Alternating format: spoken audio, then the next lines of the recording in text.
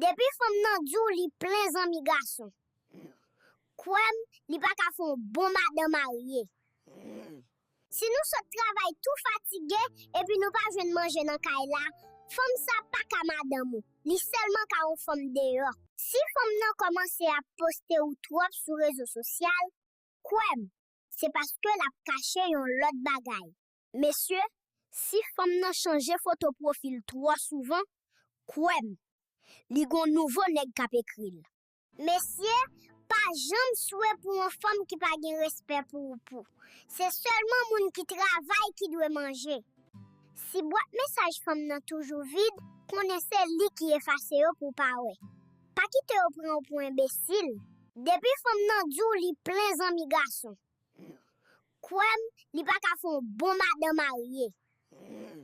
Si femme nan commence à poster ou trop sur réseaux sociaux, kwem, c'est parce que la caché yon l'autre bagay.